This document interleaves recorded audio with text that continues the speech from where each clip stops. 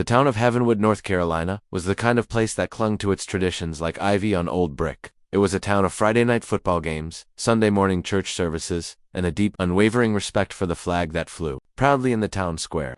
In Heavenwood, everyone knew everyone, and a story, once told, became a part of the town's unwritten history. But the story of Sergeant Anya Sharma was one they didn't know. All they saw was the silence. Anya lived in a small, tidy bungalow on the edge of town, a place she'd inherited from a grandmother she barely remembered. The lawn was always mowed, the flower beds free of weeds, and a single, perfectly still American flag hung from the porch. She was in her late 20s, with dark, watchful eyes that seemed to hold a universe of secrets. Her movements were precise, economical, as if she had learned to conserve energy in a place where it was a precious commodity. She worked from home as a freelance data analyst, a job that allowed her to exist in the quiet hum of her own space, away from the prying eyes. An easy chatter of the world. To the people of Heavenwood, Anya was an enigma, a puzzle they couldn't quite solve. She was polite, but distant. She'd offer a slight nod at the grocery store, a faint, fleeting smile if someone held a door open for her. But she never engaged in the casual conversations that were the lifeblood of the community. Her silence was a wall, and the townspeople, unsure how to breach it, began to fill the void with their own assumptions. "It's a shame," Brenda May, the town's most notorious gossip, would say over coffee at the local diner. "A pretty young thing like that, all alone. There's a sadness about her, you know, like a bird with a broken wing." Her friend, Carol, would nod in agreement, stirring her coffee with a clinking spoon. "My cousin's boy, he came back from his tour, and he was never the same. Jumpy, loud, always looking over his shoulder. She's the opposite. It's like she's not even there."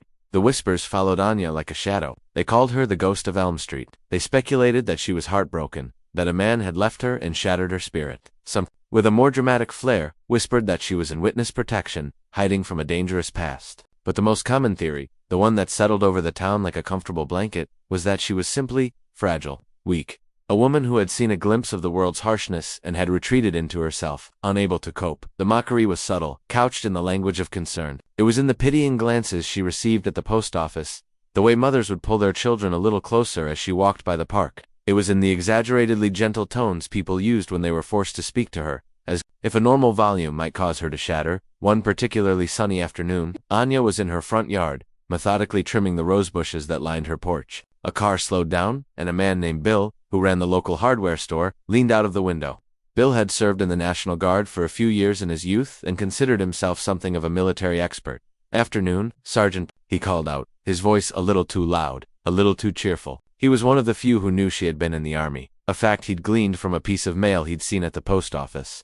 He used her title not out of respect, but as a way to subtly poke at her, to highlight the contrast between the title and the woman he saw before him.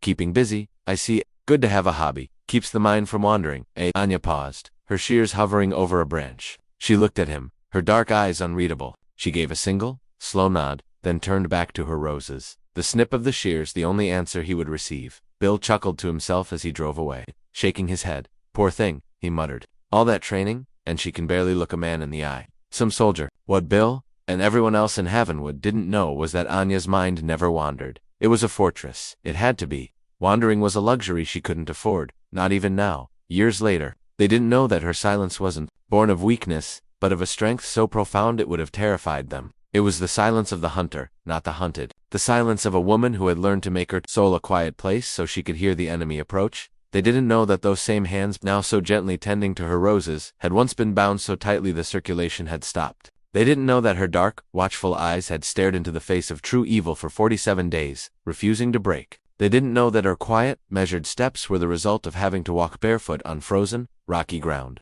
learning to place each foot with agonizing precision to avoid making a sound. Her nights were the hardest.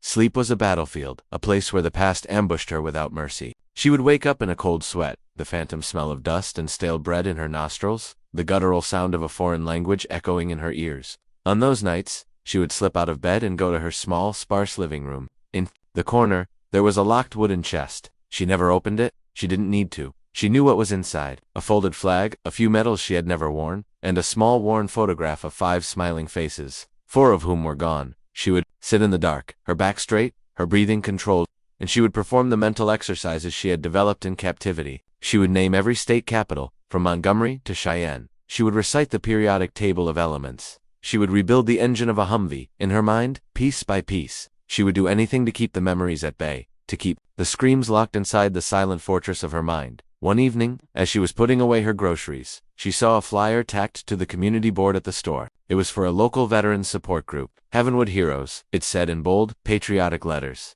You are not alone. The meetings were held every Thursday in the basement of the community church. Anya stared at the flyer for a long time, her heart beginning to beat a little faster. Her therapist, a kind but firm woman at the VA hospital an hour's drive away, had been encouraging her to connect with other veterans. You can't carry it all yourself, Anya, she had said. Shared burdens are lighter. Anya had always resisted. The thought of sitting in a room full of men, of listening to their stories, of feeling their eyes on her, filled her with a sense of dread. They would see her silence, her distance, and they would judge her, just like everyone else. In Hup, they would see a broken soldier, a woman who couldn't hack it. But as she stood there, the fluorescent lights of the grocery store humming above her, a different thought began to take root. Maybe she was tired of being the ghost. Maybe she was tired of the whispers, the pitying looks. Maybe, just maybe, it was time to step out of the shadows, even if it was just for an hour a week. She pulled a thumbtack from the board and carefully took the flyer, folding it neatly and placing it in her purse. It was a small act, a tiny tear in the fabric of her carefully constructed isolation. But for Anya Sharma, it was a seismic shift. She was going to walk into the lion's den. She just hoped she wouldn't get eaten alive. The people of Heavenwood thought they knew her story. They were about to learn they didn't know the first page. The basement of the Heavenwood Community Church smelled of stale coffee and old hymnals. A dozen folding chairs were arranged in a loose circle under the flickering fluorescent lights. Anya stood at the top of the stairs for a full minute, her hand gripping the cool metal railing, her breath held tight in her chest. This was a mistake. She should turn around, go back to the safety of her quiet house, and forget she ever saw the flyer. But then she remembered the look in Bill's eyes. The casual, dismissive pity. She remembered the whispers of the women in the diner. A spark of defiance, long dormant, flickered to life. She had faced down armed men in the mountains of Afghanistan. She could certainly face a few old soldiers in a church basement. With a deep, steadying breath, she descended the stairs. The men in the room fell silent as she entered. They were mostly older, in their 60s and 70s, with faces etched by time and experience. They wore caps that declared their service. Vietnam, Korea, Desert Storm. They looked at her with a mixture of surprise and curiosity. A woman, and a young one at that, was a rare sight at their meetings. A man with a kind, weathered face and a warm smile stood up to greet her. Welcome, he said, extending a hand. I'm John. I lead this little group. Glad you could make it. Anya took his hand. Her grip was firm, her handshake brief. Anya, she said, her voice quiet but clear. Grab a seat. Anya, fresh, if you can call it that, John said with a chuckle. Anya poured herself a cup of the murky coffee, her movements deliberate. She chose a chair on the edge of the circle, a position that gave her a clear view of the room and the exit. She sat with her back straight, her hands resting on her knees, a picture of calm, controlled stillness. The men resumed their conversations, but their eyes kept darting towards her. They were trying to place her, to categorize her. As the meeting began, John went around the circle, each man giving a brief update on his week. They spoke of doctor's appointments, of grandchildren, of struggles with the VA. Their stories were a tapestry of post-military life, woven with threads of pride, pain, and camaraderie. When it was Anya's turn, all eyes were on her. The room fell silent. She could feel their collective gaze, heavy and expectant. John prompted gently. Anything you'd like to share? Anya looked at the faces around her. She saw genuine curiosity in some, but in others, she saw skepticism. She opened her mouth to speak, but the words wouldn't come. The fortress of her mind, so effective at keeping the enemy out, was now holding her own voice, prisoner. She gave a small, almost imperceptible shake of her head and looked down at her hands. A wave of awkwardness rippled through the room. John, ever the diplomat, quickly moved on. All right, no problem. The floor is open if anyone has something they need to get off their chest. But the damage was done. Her silence had been noted, and it was being interpreted. Later, as the meeting broke up, a man approached her. He was tall and imposing, with a neatly trimmed gray mustache and a bearing that screamed officer. His name was Colonel Miller, retired. He had been the most openly skeptical of her presence, his eyes boring into her throughout the meeting. Sergeant, he said, his voice laced with a condescending authority. I couldn't help but notice you were a little quiet tonight. Anya met his gaze. I'm a quiet person, she said simply. Miller let out a short, humorless laugh. In my day, soldiers were taught to speak up, to project confidence. This new army, it seems to be producing a different breed, more sensitive. He looked her up and down, his gaze lingering on her slender frame. No offense, but you don't look like you've seen much action. Desk job, I presume? Pushin' papers at Bagram. The insult was as sharp as a bayonet. Bagram, a massive, relatively safe base. He was dismissing her service, painting her as a paper pusher who had no right to be in this room with men who had seen real combat. Injustice of it stung, but Anya's face remained a placid mask. She had learned long ago that to show emotion was to give the enemy a weapon. Something like that, she replied, her voice flat. She turned to leave, but Miller wasn't finished. Look, little lady, he said, his tone softening to one of feigned concern. This group is for men who've been through the ringer. We talk about things, heavy things. If you're just here for a little attention, you're in the wrong place. Maybe you'd be more comfortable at the book club at the library. The anger that flashed through Anya was hot and fierce. It was the same anger she had felt when her captors had taunted her, when they had tried to break her spirit with their words. She channeled it, compressed it, and locked it away. She gave Colonel Miller a long, hard look, a look that had made hardened insurgents quail. But Miller, blinded by his own arrogance, saw only a timid young woman. Thank you for your concern, Colonel, she said, her voice dripping with an irony so subtle he missed it completely. I'll keep that in mind. She walked out of the church basement, her head held high, leaving the colonel smirking in her wake. He turned to John, who had watched the exchange with a troubled expression. See what I mean? Miller said, gesturing towards the stairs. Fragile, a strong gust of wind would knock her over. She doesn't belong here. John shook his head. I don't know, Frank. There's something about her eyes. It's not fragility I see. It's something else. Anya drove home in a haze of cold fury. The colonel's words echoed in her mind, each one a fresh cut on an old wound. Desk job? Fragile little lady? He had no idea. None of them did. They saw her silence, and they filled it with their own prejudices, their own narrow definitions of what a soldier should be. She thought about not going back. It would be easy to retreat into her shell, to prove them right.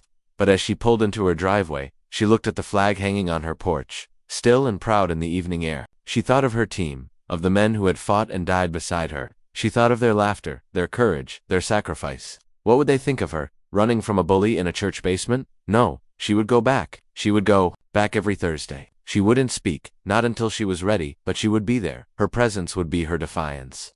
She would sit in that circle, a silent testament to a story they couldn't begin to comprehend. Let them mock her. Let them underestimate her. She had survived 47 days in enemy captivity. She could survive Colonel Miller. The following Thursday, she walked down the stairs to the church basement with a newfound resolve. As she entered, conversations faltered. Colonel Miller shot her a look of pure annoyance, as if her return was a personal affront. Anya ignored him. She poured her coffee, took her usual seat, and waited. The meeting progressed much like the first. When it was her turn, she simply said, I pass.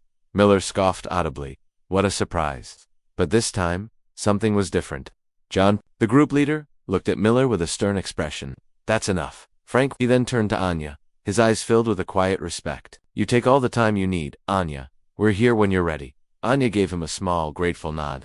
It was the first crack in the wall of her isolation. The first time someone in Havenwood had offered her patience instead of judgment. It was a start. The battle for her own peace was far from over, but for the first time in a long time, she felt like she wasn't fighting it entirely alone. The whispers and the mockery would continue, but now, they were background noise. Anya was focused on the mission, to reclaim her own story, one silent, defiant act at a time.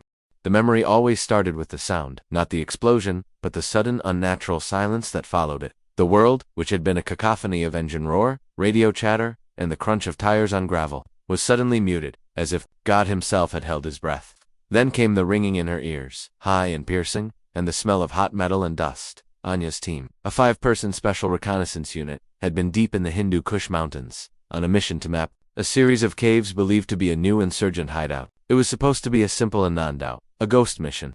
They were good at being ghosts. They were the best. She had been in the lead vehicle, a heavily armored Humvee, sitting in the passenger seat, her rifle across her lap. Sergeant Davis, her team leader and a man she respected more than anyone, was driving.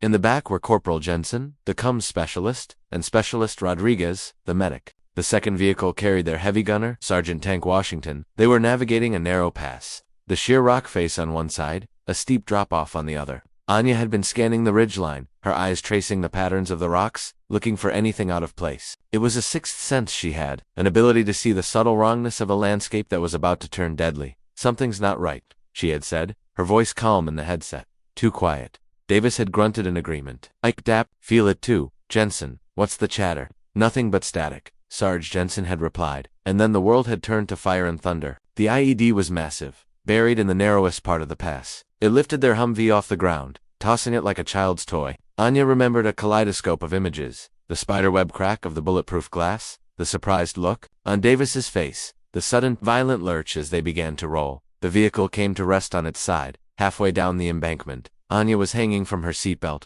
her head throbbing. The ringing in her ears was deafening. She unbuckled herself, falling onto the door below her. Dust and smoke filled the cabin, making it impossible to see. Status, she had yelled, her voice hoarse. Silence. Status. She screamed again, a cold dread creeping into her heart. A groan came from the back. Rodriguez, I'm pinned, legs broken. Jensen Davis. More silence. The terrible, final silence of death. She checked their pulses herself, her hands shaking. Nothing. They were gone.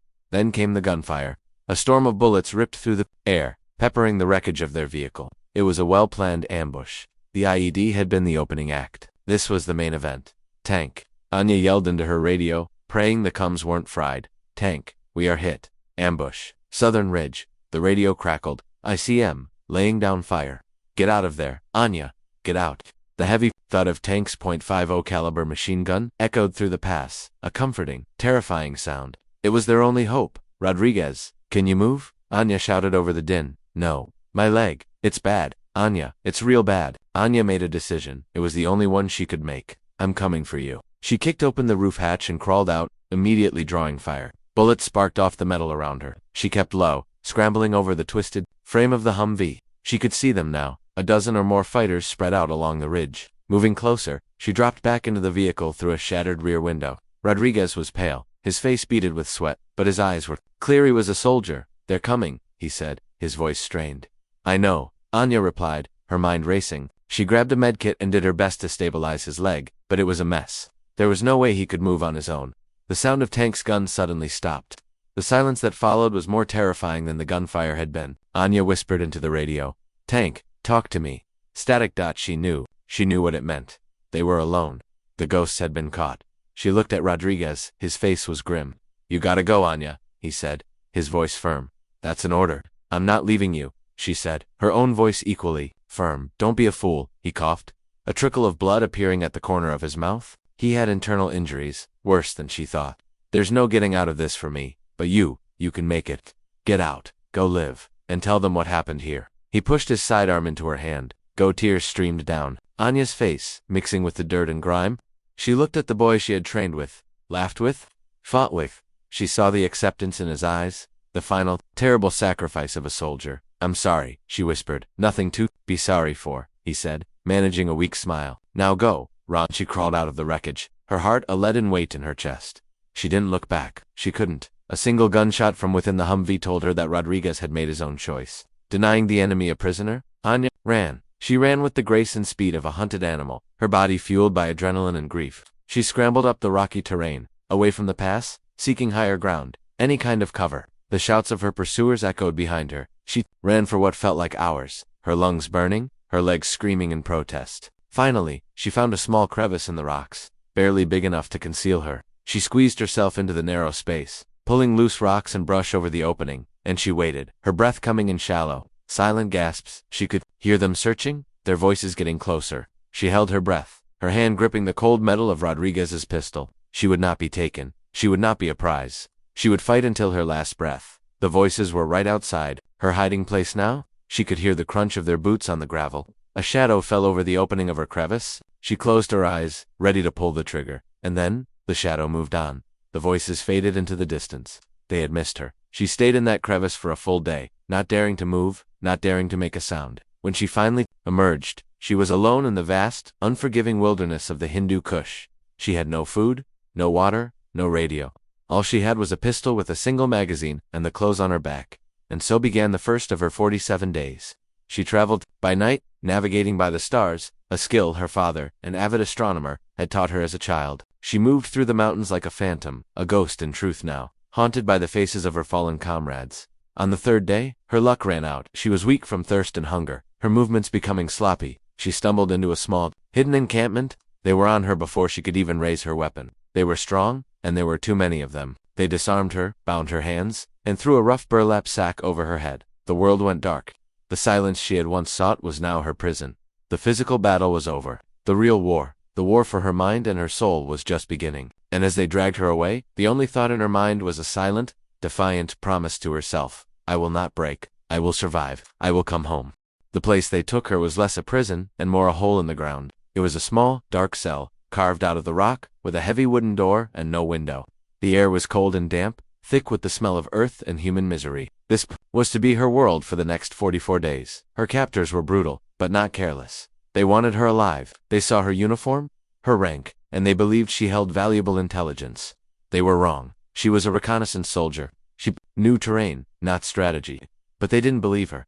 The interrogations were relentless. They happened at all hours, designed to break her rhythm, to shatter her sense of time. They would drag her from her cell, her hands bound, and sit her in a chair in a slightly larger room. A single bare bulb hanging from the ceiling. The man who led the questioning was older, with cold, intelligent eyes and a long, graying beard. He spoke English, learned, he told her, at a university in London. He never laid a hand on her. He didn't have to. His weapons were words, and the slow, agonizing passage of time. "Tell us about the American bases," he would say, his voice calm and reasonable. "The troop movements, the location of the drone operators." Anya's response was always the same. "I am Sergeant Anya Sharma, United States Army, serial number 8675309. It was all she gave them. Name, rank, serial number, the mantra of a prisoner of war. It was her shield, her armor.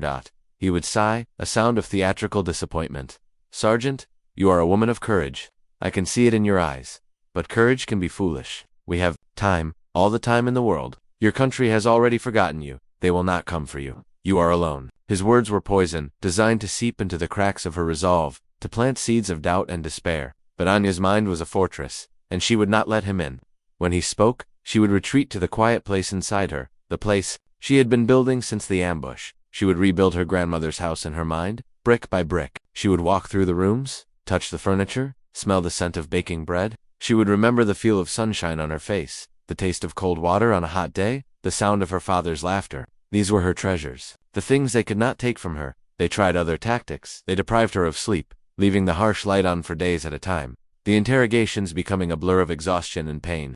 They gave her just enough food and water to keep her alive, a thin watery soup, and stale bread that tasted of mold. She grew thin, her uniform hanging off her frame, but she did not break. One of the guards was a young boy, no older than 16, with wide, fearful eyes. He was different from the others. He never spoke to her, never met her gaze, but she could feel his presence. Sometimes, when he brought her food, his hand would tremble slightly as he slid the bowl through the slot in the door down on him. Anya saw not an enemy, but a victim, another soul trapped in this brutal conflict. It was a fleeting, dangerous thought. To humanize her captors was to lower her guard, but she couldn't help it. She saw the boy and she thought of the young men in her own town, their lives filled with football games and summer jobs, and a wave of profound sadness washed over her. One day, during an interrogation, the leader changed his approach. He brought in a small, battered tape recorder. "Perhaps the sound of a friend's voice will help you remember," he said, pressing the play button. The voice that filled the room was American, filled with pain and fear. It was a recording of another prisoner, begging for his life, giving up information. Anya's blood ran cold. She didn't know the man, but she knew his terror. It was a calculated act of psychological warfare, designed to show her the futility of her resistance. He thought he was strong too, the leader said softly, but in the end, they all talk. Why prolong your suffering? Help us, and we can help you. We can be merciful. Anya looked at him, her eyes burning with a cold fire. She thought of Davis, Jensen, Rodriguez, and Tank. She thought of their sacrifice. She thought of the flag on her uniform, the promise she had made to her country. To herself, she leaned forward, and for the first time, she spoke more than her name, rank, and serial number. "You can kill me," she said, her voice a low, steady rasp. "You can starve me. You can do whatever you want, but you will get nothing from me, because there is nothing inside me that you can have. My body is here, but my soul is free, and you will never, ever touch it." The leader stared at her, his mask of calm slipping for just a moment. He saw something in her eyes that he had not expected. Not fear, not defiance, but a kind of peace. A terrible, unbreakable peace. He had lost. He knew it. He stood up and struck her across the face. A single, violent act of frustration. It was the first time he had touched her. The blow sent her reeling, her lips splitting open, the taste of blood filling her mouth. But as she looked up at him from the floor, she smiled. A real, genuine smile. Because in his violence, he had revealed his weakness. He had shown her that he was the one who was afraid. He was the one who was trapped. They threw her back in her cell, and she lay on the cold, damp floor, her body aching, but her spirit soaring. She had won. She had faced the monster, and she had not blinked. The interrogations stopped after that. They left her alone in the dark, as if they had forgotten she was there. The days bled into one another, a monotonous cycle of darkness and hunger. But now, the silence was not a prison. It was a sanctuary. She had found her strength in it. Then, one night, she was awoken by the sound of shouting, of gunfire. Not the sporadic, distant gunfire she had grown used to, but the sustained, overwhelming roar of a full-scale assault. Her heart hammered against her ribs. Could it be? After all this time? The wooden door to her cell was blasted open, and a figure stood silhouetted in the doorway, smoke and dust swirling around him. He was wearing an American uniform, Sergeant Sharma. He yelled over the noise. Tears streamed down Anya's face. She tried to speak, but her voice was a choked whisper. "Me," she managed to say. The soldier rushed to her side, cutting her bonds. "We're getting you out of here, Sergeant," he said, his voice thick with emotion. "Welcome back to the land of the living." As they half-carried, half-dragged her out of that dark hole and into the blinding light of the Afghan sun, she took her first breath of free air. It was the sweetest thing she had ever tasted. She had survived. She had kept her promise. She was going home.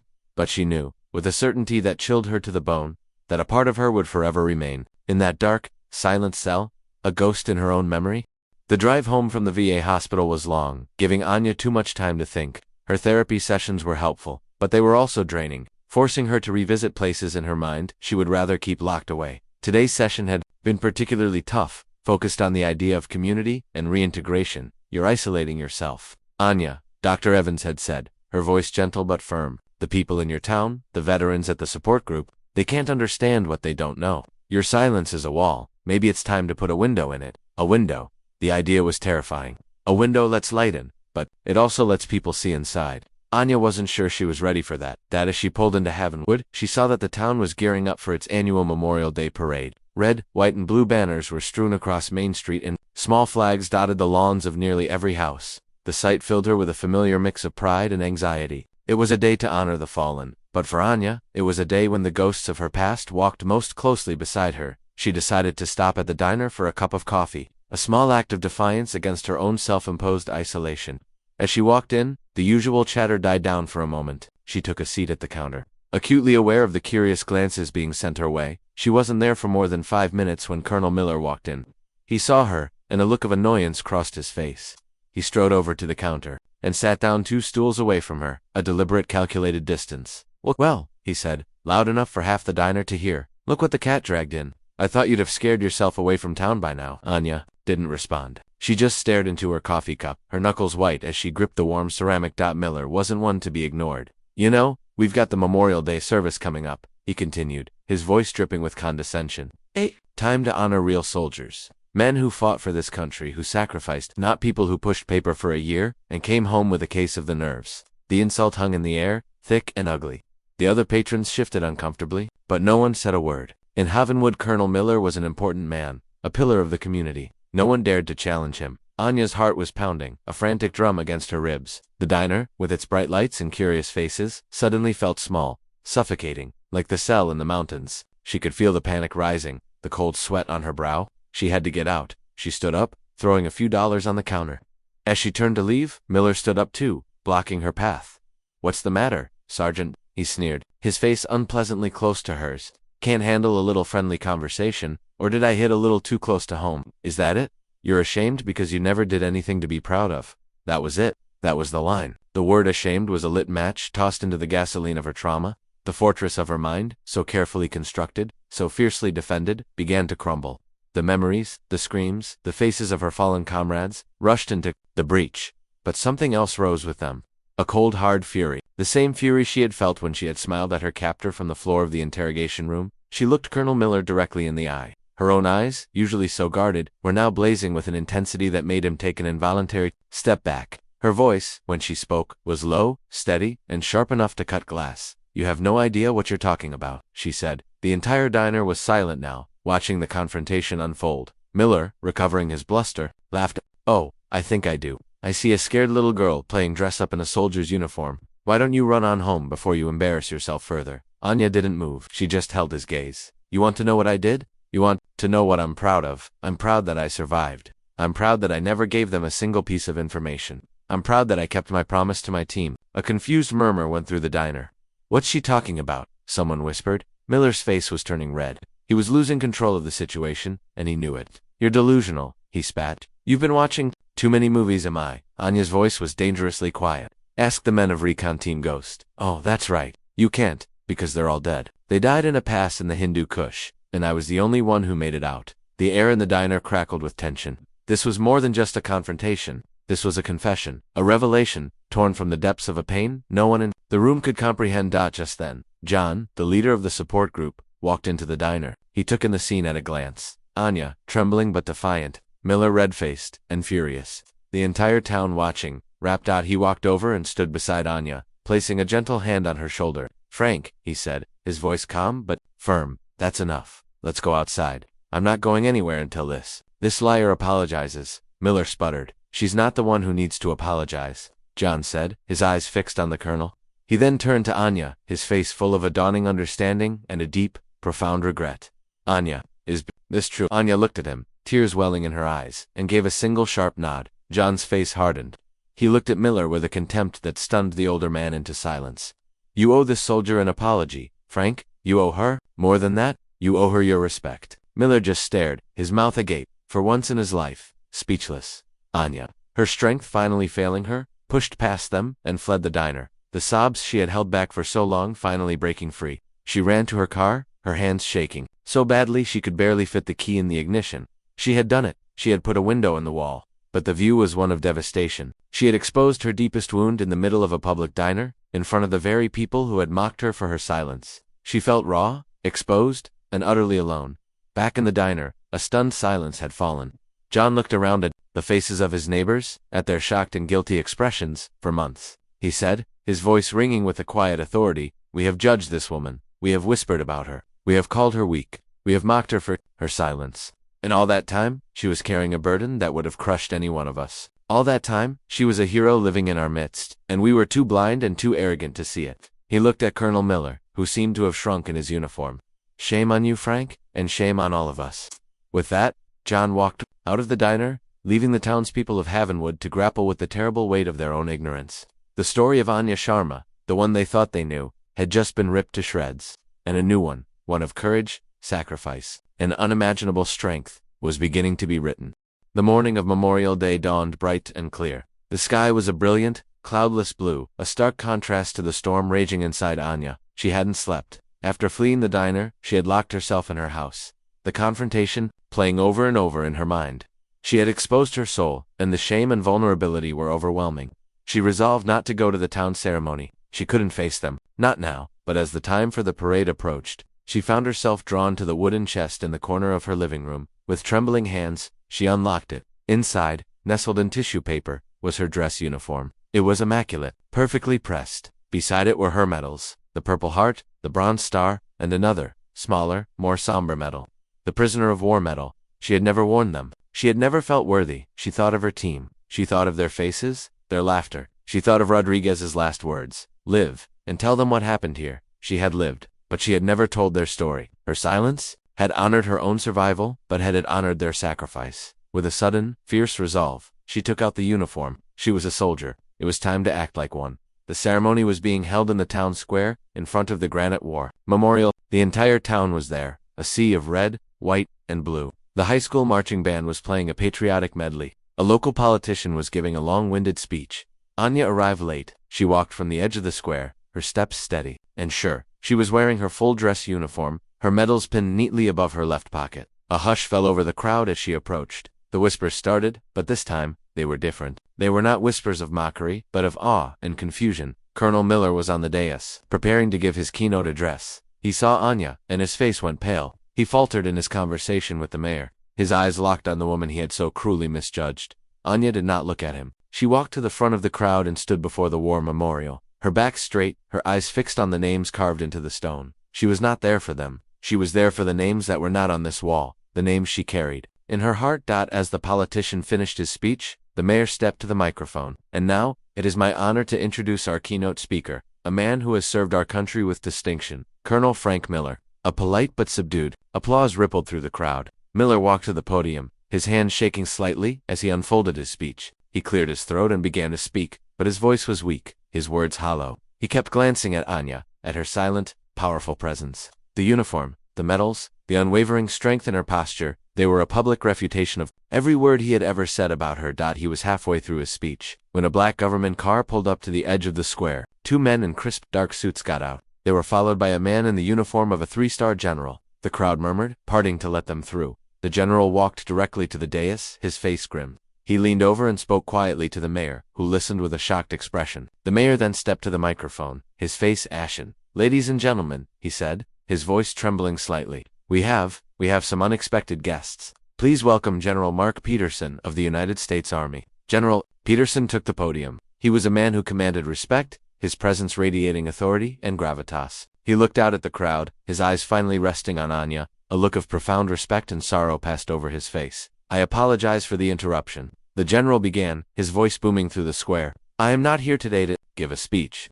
I am here to correct a record, and to honor a true American hero. He turned to look directly at Anya. For years, the story of Recon Team Ghost has been classified, shrouded in the necessary secrecy of our nation's most sensitive operations. The 5 soldiers on that team were among the bravest I have ever had the honor to command. 4 of them made the ultimate sacrifice in the mountains of Afghanistan. The fifth endured something that most of us cannot even imagine. He paused, letting the weight of his words settle over the crowd. Colonel Miller looked as if he was about to be sick. That 5th soldier, the general continued, his voice thick with emotion, was captured by the enemy. For 47 days, she was held in brutal conditions. She was starved, tortured, and subjected to relentless interrogation. They tried to break her, to turn her, to steal the intelligence she possessed, but they failed. She gave them nothing but her name, rank, and serial number. She protected her country, she protected her fellow soldiers, and she honored the memory of her fallen comrades with a courage that is frankly beyond my comprehension. He looked out at the stunned faces of the people of Havenwood. You see, the intelligence she protected was not about troop movements or bases. Sergeant Sharma's team had discovered the location of a high-value target, one of the most wanted terrorists in the world. Her refusal to speak, her incredible endurance, allowed us the time we needed to plan a mission. That mission was a success. It saved countless lives, both American and civilian. Her silence did not just save herself, it saved thousands. A collective gasp went through the crowd. They looked at Anya, really looked at her for the first time. They saw not the quiet, fragile ghost, but a warrior of unimaginable fortitude. The general then turned his gaze on Colonel Miller. His voice dropped, becoming cold and hard as steel. I have also been made aware of the reception that Sergeant Sharma has received in this town. I have read reports of mockery, of insults, of a complete and utter failure to recognize the hero living in your midst, and I have to say, I am disgusted. He looked directly at Miller. Colonel, your conduct has been a disgrace to the uniform you once wore. You will be formally censured by the Department of the Army. You are a stain on the honor of all who have served. Miller, utterly humiliated, stumbled away from the podium and disappeared into the crowd. His reputation, his standing, his entire world, shattered in an instant. General Peterson then walked down from the dais and approached Anya. He stood before her and rendered a sharp, perfect salute. Sergeant Anya Sharma, he said, his voice ringing with pride. On behalf of a grateful nation, I thank you for your service.